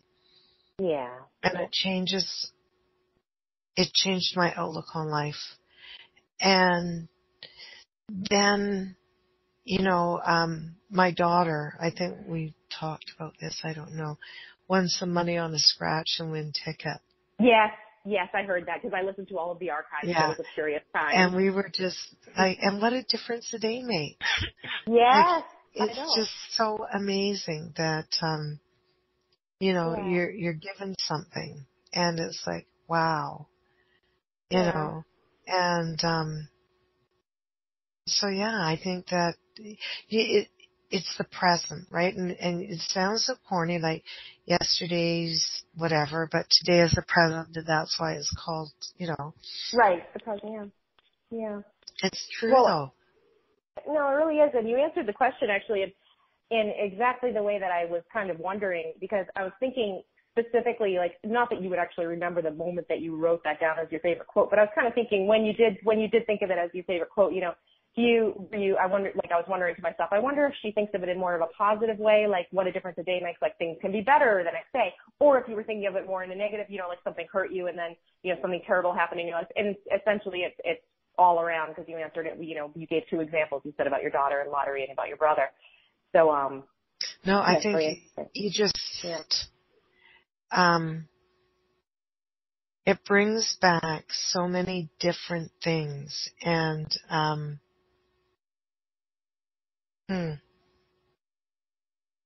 Good stuff. Yeah. Give it 24 hours.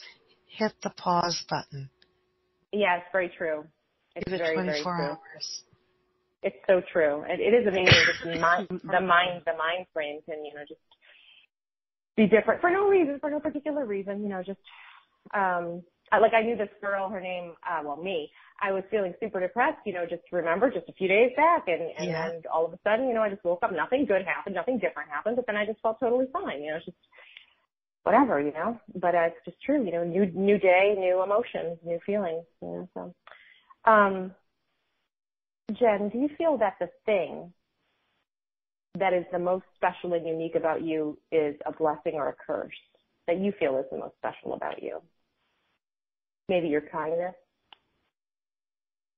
I don't know. Is that what you think is the most special and unique about you?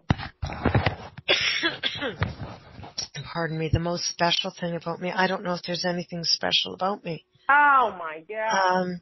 No, I'm serious. You're modest for one. I'm just me.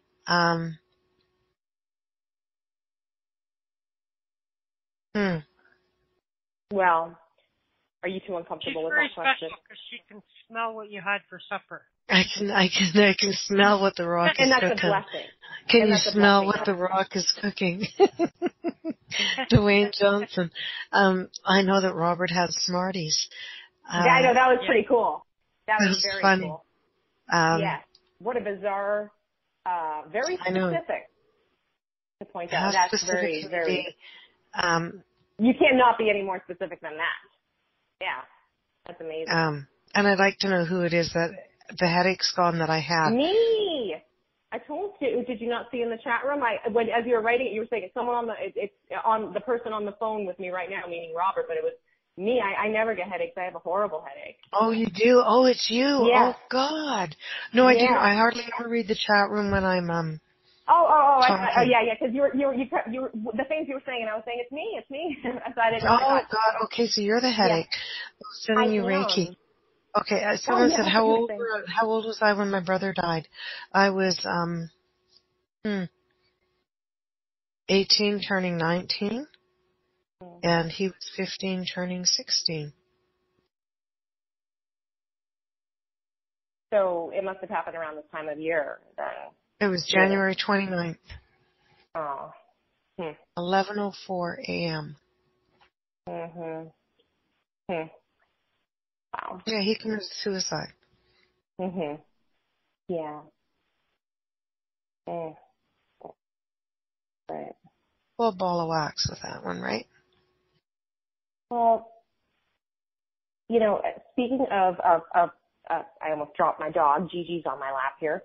And it's interesting. Gigi actually, she's the one with the brain tumor, purple plates here, and, she's still going strong. But ever since she got the brain tumor, she's been kind of, I don't know, not like affectionate like she used to be. She's a little tiny 2-pound dog, so she's always been like a lap dog. She just wants to be on my lap. But when she got the brain tumor, it kind of made her just be more aloof and just kind of keep to herself. So anyway, I came in here to come on the computer earlier, and for the first time in probably really 2 years, she followed me in and she came over to me and wanted me to pick her up. So she must like you, Jen, because she never does that.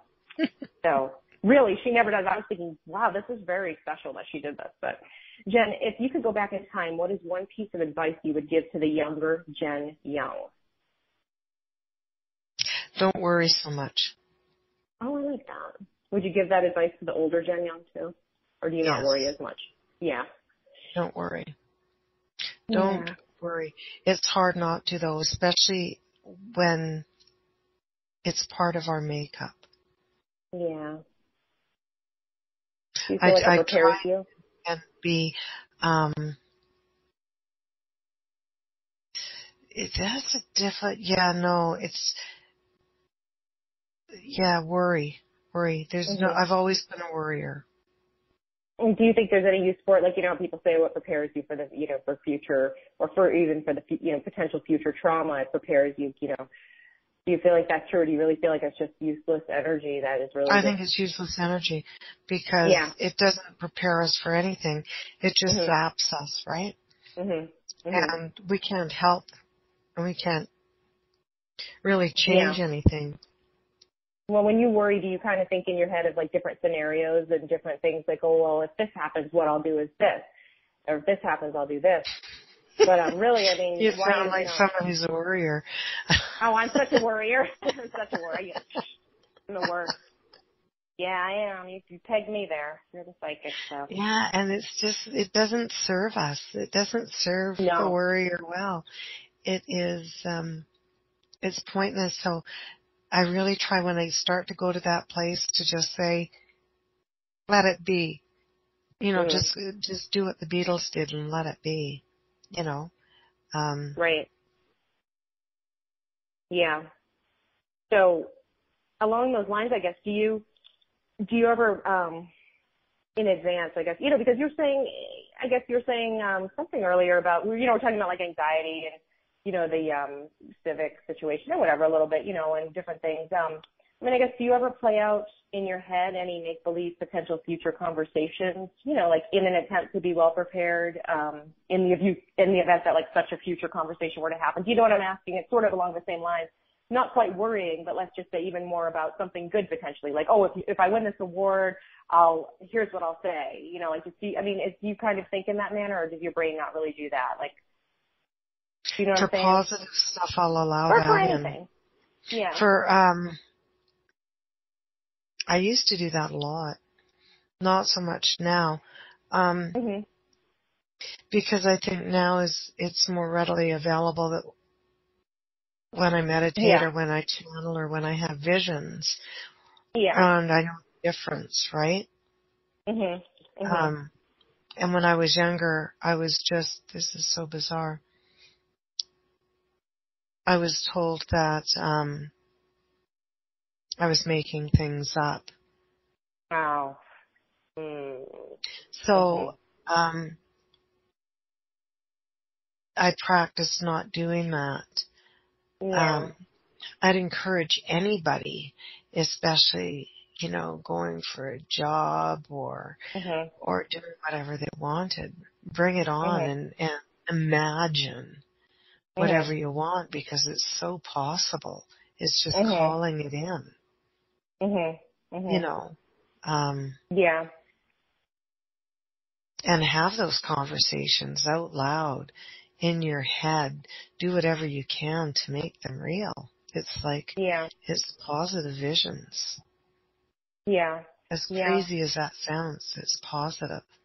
Doesn't sound crazy to me at all. I was thinking as I was asking the question, really for me, I think that even if it is a positive thing I'm thinking about, I think it's still really just my own worry and anxiety about anything, about, trying to be well prepared for anything. So I think really it's, it just depends on the person, I guess. But, I'm very curious about this, Jen. Do you think it's the interviewer or the interviewee that makes for a good interview? Both. Oh, yeah? Okay. Both, because the reason I say that, I was watching the Golden Globes the other night, and I saw Al Roker interviewing Mel Gibson, and it was one of the most painful interviews I've ever seen, ever. Now I want to see and this. then I saw Al Roker interview someone else, and it was so painful. And I thought, he has to be one of the worst interviewers ever. And so if you've got a good interviewer and someone who can, bring questions out or bring the personality out, then it works. But it has to go, you have to have it on both sides, I think. I think, I've seen your videos with Jessica, right? Yeah. And seriously, excellent. Excellent. I love watching them. They're so much fun. Yeah. Even the ones that you do when you're walking down the street. Yeah. They're fun. Yeah. Yeah. Like, they're great. And you're not a hermit, you're an isolationist. Just an FYI. Oh, interesting. Okay. An isolationist. Okay. Well, tell me more about that. What's the, Well, there's a difference because you choose your isolation. You're comfortable in your own skin. You don't need a whole lot of company to keep you going. Like, you're very comfortable with your own company. So a hermit is someone that sort of like lives in the dark and whatever else. An isolationist chooses who they're going to associate with. Yeah. I am very, very choosy, but I think that I really do thrive and I'm at my best when I'm with one. It doesn't have. It doesn't need to be a large group, but I think I probably thrive when I'm with others, probably more so. But yeah, interesting. I think you do definitely have to have some kind of a energy with the person interviewee, and I think you and I have very good energy, and I think that the reason that this has been such a successful interview here is because the people of Curious Times, the listeners, the many, many fans are so interested to get to know you. And so you've been a favorite radio personality and guest and reader on the show for a long time. And so I think that, when you first came on, Chris, we probably, did the standard source of questions and stuff. And so I think, there's so many things that we don't know about you, and there's still so many other things we don't know about you. For example, I'm curious, what kinds of things do you do to maintain your sanity? What do I do to maintain? I usually go for walks. I've actually stood on the stairs and screamed. Oh my gosh, you scream! I was going to ask you, how is your temper? Do you have a good temper? I mean, do you have a temper? Oh, I have a temper. Very quick. Very quick. Chris, have you experienced this temper? I have. You have? Seriously? Chris knows I've got a temper. It's very really? quick. I can tell by the way she's laughing, but I'm a little bit shocked. I actually thought you probably may not have much of a temper, Jen. No, I've got a very quick temper. No, you do? It is. It's I don't like injustice. I don't like disloyalty. But I have to say that Jen is also, if she could get pissed off at you, she's quick to get over it too. You know what I mean? So. Chris, you answered my next question. I was going to ask if she's better at forgiving or forgetting, but actually I don't know. Is it a forgive or a forget? Maybe it's, I don't know which one. I don't think you ever forget. Well, I forget a lot, but I think if it's You forgot your birthday. You forgot when your birthday is, No, but I think, well, what I do know is some things you do forget because your mind tells you to forget them. Yeah. That to me, that's a given. There's other things that if you do forget them or you choose to forget them and they happen again, it's like, screw me once, damn you, screw me twice, damn me. Yeah. And so you can forgive someone, and I've learned this the hard way. Forgiveness can be on a scale of 1 to 10. Yeah. And if sometimes you can only forgive someone to a 2, that's okay. You'll be okay, and they're certainly not going to care, really. Yes. Yes. It's what's within yourself that matters. And if putting a number on it or doing whatever is going to help, then I guess that helps. I don't know. But, I don't know. Like if I get so frustrated, I just, my girlfriend and I used to do these primal yells at the office before anybody would get there, and we'd laugh hysterically after we did it. And that was before it all became the fad, right? Yeah. And, I just, sometimes I get so fed up with what's going on, I'll just go out on the porch or the deck, whatever one wants I do that to too. Yeah. And I will scream. There's no one, well, there is people around me now, but the trucks are usually running so loud that no one can hear. And I'll just scream, and then I'll come back in and go, okay. I'll be okay now. Yeah. Would you really feel better, though, do you feel better after you do that? Yeah, I do. You do that? Yeah, I do. Unless it releases something. Do you take me for a yeller or no? Pardon me? Do you think that I would have a temper, that I might be a yeller or no? Yeah, I think you're a yeller. I think you've got a temper. Yeah. Yes, I have a very bad temper. So, I've done that before too, and I don't know if I always have thought that how like if you yell your throat might hurt. Well, I've always thought, when I need to stop yelling because my throat is my throat hurts. But then I realized that really, even if I don't yell, my throat always hurts if I'm angry. I guess I must clench something in that area or something. So I always thought it was yelling, but it's not. That's just a side note. But very interesting about the forgiveness spectrum, 1 to 10. I've never thought about that before. And is there anything, speaking of forgiveness, is there anything that is not considered criminal activity that you would be unlikely to forgive? Criminal activity. That is not criminal activity. That is not criminal. Yeah. So we're not talking murder or something. Hurting one of my children. Well, that would be considered criminal activity, right? Or do you mean even emotionally hurting? Emotionally. Yeah. Hurting someone that I'm very connected to. You hurt them.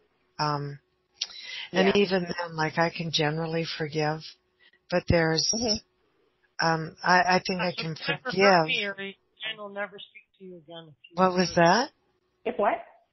Never hurt me, or Jen Young will never speak to him again. No, I think that if I can forgive, but I won't forget. Yeah. And I don't know if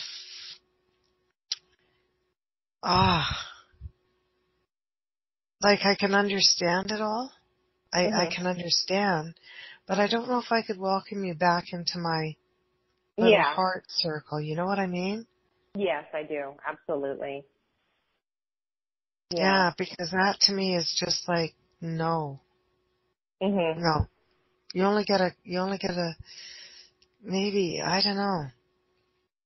Usually takes a lot, but that's it. Yeah.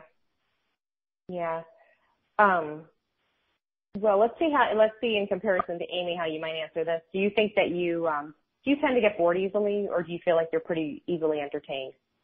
I get bored pretty easy. You do? Okay. So does Amy Kavanaugh, in case you were curious. As do I have to admit. Which I dislike. I wish I was easily entertained, don't you? It would be so much easier. Well, I think that if someone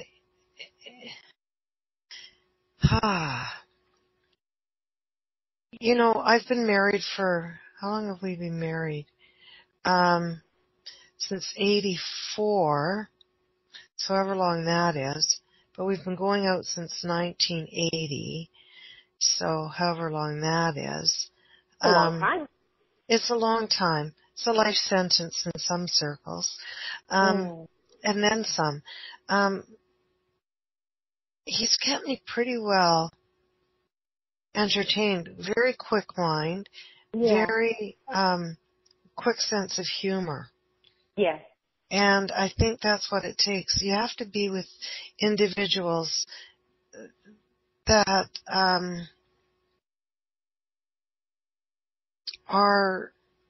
have the humor, that have the intelligence. Yeah. You know. That's why I'm an individualist, is because I'm so particular. It's not that I obviously, I mean, I'm, I care about everybody, as Chris would always say, I love everybody, but as far as, actually having people close to me and stuff, I am very, very, very particular, because I really do, and not that I'm anything special, but I really do enjoy my own company more so than, maybe whoever off the street. But yeah, I mean, that intelligence, I mean, who's really a neat person who I could never be bored with is Amy Kavanaugh. I know she's not even listening, but Amy Kavanaugh, oh, maybe she is, who knows. But she is really, she'll keep you on your toes, that Amy. She really I know. Like, she is amazing, and she's a wealth of information. Yes. And she calls me Doll, which is, by the way, just in case anyone didn't know, is my absolute favorite nickname. Oh, gotcha, Alicia, yeah. I really love to be called Doll. So anybody listening, please call me Doll, D-O-L-L. Thank you so much. But that was just a side note. I'm sorry, we were discussing about boredom. I think I'll just have to call the ladies a doll now. I was calling one of them Honey, Adelaide, Honey, and she's trying to say honey, and I'm thinking, okay, I've got to get her to say different words, right? Yeah. So, doll. That's going to be good. Adelaide's yours, yes. I love to be called Lishi. Also, make up my mind. Huh? Make up my mind. Do you want to be Doll, or do you want to be? No. Lishi. I've only had one friend in my life who's ever called me that, and I really do like to be called that. But I like to be called Doll. Like, hey Doll, how you doing? I like that. Because I like to listen to, I don't know, those old. Why? You know what? Because I bet you go to the. I bet you were in the 1940s. What would that be? 30s, 40s, yeah. That's exactly what I was just going to say, Chris. As I listen, it's exactly. I feel like yes, Yes, exactly. You read my freaking mind. Yes, that's why I like it, actually. Nobody else knows what we're talking about, but we know. I know what you're talking about. Of course you know. But, isn't the show going to end? Yeah, we can play a song and be done. You know what I mean? No, I don't want. No, I didn't mean it like that. I didn't mean it like that. I meant I was just looking at the time and I was like, oh crap, isn't the show gonna end? I mean, I'm full of questions. I can ask. The show ends when I say that. Or else when I want to know. I want to know. Jen, Stop. Okay. Just quickly. Who's the cell phone, Florida? Who's that? Push one on your phone and tell me who you are. That's Amy, I bet you. No, I don't think so. Hi, hello. Cindy. Are you calling for a reading or what do you want? I am. Hi. It's why awesome, do you call? And I've never had Jen read for me. Pardon? Why? Do not call so late from now on. We're like 3 minutes away and Jen's off. You know what I mean? So, Jen. Okay. Well, I just. So hang on. Hold on, everybody, calm down. Jen, can you stay for a few extra minutes? Or yeah, I can stay for a few extra minutes. Yeah, I'm going to be making muffins tonight. Woohoo! Ooh, chocolate chip muffins. No, just banana muffins. I've already got them started. Okay, so do you have a question then, Cindy? I do. Hi, Jen. Thank you so much for taking a moment and taking my call. Can you tell me how you see things going on Saturday? I've got an ex coming, supposed to be retrieving the rest of his belongings, but he's being pretty belligerent, not wanting to give a time. I'm waiting on my attorney, from his attorney, because he won't tell anybody what time he's coming, who he's supposed to be bringing with him, and he's, I've got a restraining order against him, so he has to. I don't see it going well. Just stop you right there. I get a really sick feeling in my stomach regarding all of this. Yeah, me too. And so, if he is coming and you already have a restraining order on him, I would ensure that you have all the necessary precautions in place. Like I said, when you started talking, I got this bile. That's the word I'm looking for, bile. Taste. And I didn't know what it was regarding. It's like everything is being stirred up. If he is coming to pick up his stuff, do you have to be there? Or can you have someone in your place? No, I have to be here. Why do you have to be there? Could not someone else be there for you? Pardon me? Could someone else not stand in your stead or whatever it's called, be your representative to make sure he just comes and take what's labeled his and go? Well, he will not be coming in the house, or he is not supposed to be coming in. He moved out 7 months ago, and all of his things are packed and outside in a storage building in the back. And he's supposed to have law enforcement accompany him to enforce the injunction and make sure he has no contact with me. So he should have no contact with me. I've been trying to get additional people to just be indoors in the house with me as witnesses in case he violates the injunction. He has already violated the injunction, and the state attorney is working on it right now, investigating to see if they're going to, have him arrested. But that won't be done before the weekend, and this was already scheduled to pick up his remaining belongings that he has refused for months to come get. So I'd like to have it over with and have it out of here, but he's being pretty, obstinate, refusing to give a time when he's supposed to arrive. So, so my attorney's like, well, when I hear something, I'll let you know. I'm like, well, I have to have people lined up to be here and be present for my protection, so I need a time. And all I can say to you is if he doesn't give you a time, don't be there. Just say it doesn't work. Okay. I don't get a good feeling. I'm just saying, like this,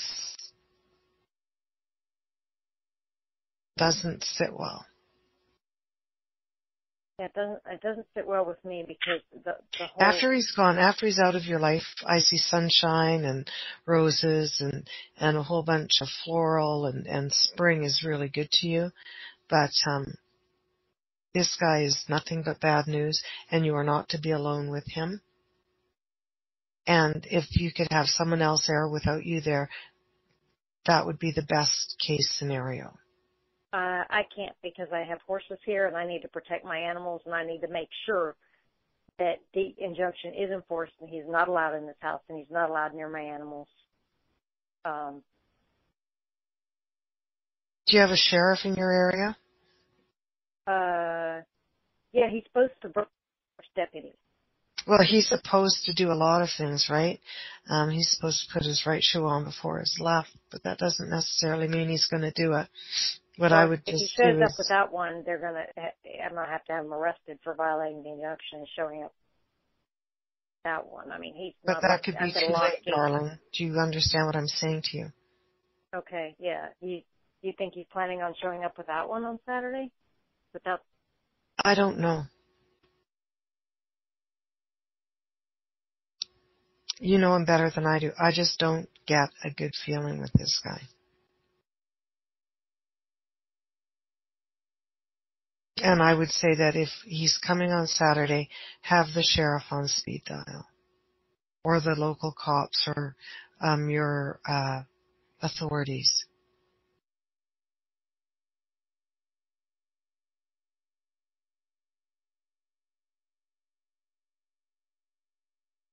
Beth, are you there? Hello? Am I still here? Yes. Hello? Okay, thanks. Are you there, Cindy? Cindy's call dropped. Okay. All right. Well, that's going to be that then. There you go. That's that. I don't see her. We'll see. We'll give her like one quick more minute to see if she calls in and maybe her cell phone died. You know what I'm saying? So listen, Jen Young, thank you so much. Alicia, you did a great job. That was Thank you. wonderful. That's for this, Jen. And I love that. That's good. Fun. Because you know it's nice because other people ask different questions than I would ask, and so I get to find out more about people too and learn new stuff and you know, I think it's a good idea that we do this. We've got to get Brittany on here one time to do some interviewing. Yes, I would love Brittany to do that. I always enjoy listening to Brittany when she's on the radio. And you know what? I really like when she's done some readings over the summer, too. I think it was over the summer. Or actually, maybe it wasn't over the summer, but I listened over the summer. Maybe it was like last year. But I listened to the archives when I was riding my bike. I would always listen to the show archives. And she really does a good job doing some readings. So. Yeah.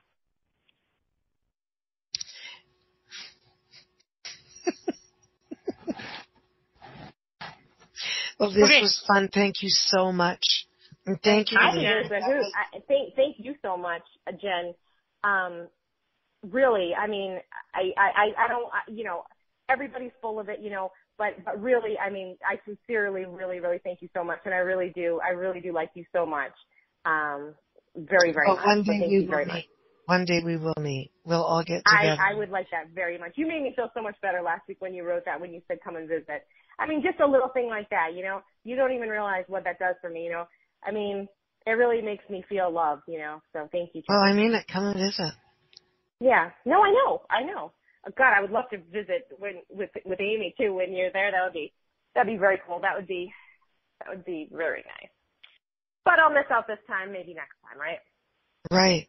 This summer when we go to Tofino, Ucula. Yeah, that would be heavenly. It will. We're going to start a mermaid shop. Right? Tofino, baby. Tofino doll. Yeah. So listen, make some really nice muffins. I'm going to. I've got to be really quiet when I do it and get them made for lunches tomorrow. Very, very quiet. I'll be up at 4:30 with Madge, with Adelaide. So She's the early riser. All right. Okay. So, jenyoung.ca, www.jenyoung.ca, and, so thanks a billion. Thank you guys so much. Thank you. Thank you again, Alicia. I think Thanks, Corinne's going to be in touch with you for another show, Alicia. Yes, I did write, not Karina, I meant Corrine, and then I, have a anxiety issue, so where I say the word but I did write her, either it was last week or the week before, and I said, Corrine, I'd really like to interview you. So I do admit that I did ask her. Good. No, that's great. So you guys can, so I'll, that's on the 24th? That sounds good to me. And Corinne, okay, it's in the calendar. And, January 24th. Okay, kids, tomorrow, Salva Dutton is here. And, so Jen, off you go. I don't want to keep you any longer. I know that you, with the grandbabies there and that, it was probably enough for you to be here for the time you have been. So thank you. And, now, as to the rest of you guys, I'm going to play one song and then see if you guys are coming on for overtime or if we're winding up. Jen Young, I'll talk to you soon, okay? All right, we're back. So you guys are the ones coming on unmute. Alicia, you're still unmuted. Corinne, you're coming unmute, please. Brittany, if you want to unmute, push one. Or whatever, push unmute your damn self. Am I echoing? You're there, you're good. Okay. It's all good. Yeah, Alicia, he is, and that's why I've had such a hard time. Alicia's like, wait, you're that shallow? That's why you've had such a hard time? I'm just kidding. Totally, Alicia. No, he's totally. very charming too. He's very, very charming. I only spoke like 3 words to him, but I could tell right away. He's very, very charming, and his eyes are absolutely beautiful. Very charming. He's so handsome and beautiful that it's like, but I'm trying to separate what is going on with him in his mind and his being to what he looks like. And it's very hard because he's so handsome and beautiful. But anyways, whatever.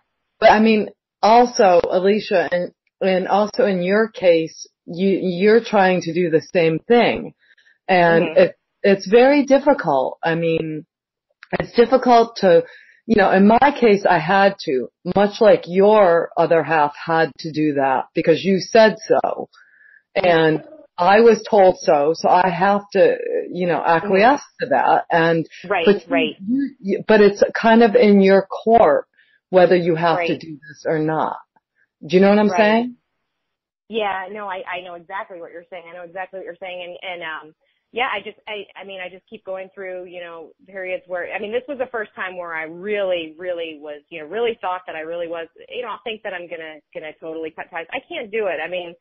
I just really can't do it. Nobody in my whole life has been as kind to me. Nobody, it's a very, very, it's completely different situation than my last relationship, and it's really just perfect and we get along absolutely beautifully. We would never argue. We would never, everything, whenever I'm with her, I'm very happy and I can feel that she is too. Everything's really perfect except for the one thing. So, she's married, everybody, but they have separate bedrooms and they're just friends and he knows about me and everything. And, it's just, I just miss the day-to-day thing of getting to see, I wish I could have an actual relationship where, she doesn't have to live with me or whatever, but it would be nice to be able to, she has children. She has the 2 children, 11 and 14 years old. And, so she won't, obviously it's a very complicated situation. So, but I see her maybe once a week, twice a week. So, But Alicia, it's like, let me just say this, okay? And I'm like 10 years older than you. And not that I know more than you do, but if you can have that amount of happiness, there's no reason why you shouldn't. And I know, that's what I know. I agree with you. I do agree with you. And, because it's like, it's not, and I've thought of that too, it's either it's just the way that I feel when I'm not with her, when I'm not, I hate to be like that, but I feel enraged. I feel so jealous, to know that she spent Christmas with him. She spent Christmas Eve with me. She spent New Year's Eve with me, but she spent Christmas with him, at her family's house, but with her kids, of course, and with him. And, just to know that she wakes up every morning and, she wakes up in a bedroom, where his bedroom is right, on the other side of hers. And like, it's, they just, even just to share living space together, I feel very envious of that. As Carol said, during yesterday's conversation that I had with everyone, I recommend you get a reading with Carol Patton, the numerologist. Corinne, everything that Carol ever said about this, everything Carol's ever said about anything to me has been spot on about, and also, I don't know if you remember, but I got a reading from you when you first started your readings on Chris's show, when I was talking about, I said, my question, Chris got mad at my question. I said, so I just started this new relationship. Will it end, I don't remember what I asked, something ridiculous. Like, will it end in complete, disaster in the near term or in the, or farther off in the future? And Chris was like, whoa, why would you assume that it's going to, end? And I said, well, she is married. And then Chris freaked out on me. And then you said, Alicia, I think she really does love you. I really see it working out. Now, I had known her for about a week and a half when I called into the show. So, that was, well over a year and a half ago. But I felt like, Alicia, when you called in, and I do remember this, I just felt like she totally adored you and loved you. She does. I have no doubt in my mind. I know that she does. She treats me like gold. She's wonderful to me. But I'm an asshole to her. Complete. Not in my actions, in my words. Not even my words, really, just over text. I just am, very, very, very jealous and hard time keeping it, even though it's really what's to be jealous of. Anyway, Carol said that that she'll be leaving her husband within the year. So time will tell. She isn't a 9-year. I'm in a 1 personal year. Oh, wow. Okay. Yeah. Wow. I heard you on the radio the other day get your reading. Your numerology reading. Yeah. That's pretty cool. I'm in a fucking 9-year starting in February, and I forgot you guys like that. We're still recording, so I should stop recording. So for our archive listeners, thank you very much. I realized that when I'm like, we should stop recording. Hi, Mommy. Yeah. And so thank you, archive listeners. We'll be back tomorrow with Salva Dutton. And don't forget to catch Renee Richards at Supernatural Radio at 8 p.m. Eastern, where they're giving away 5 purple plates. No golden rings.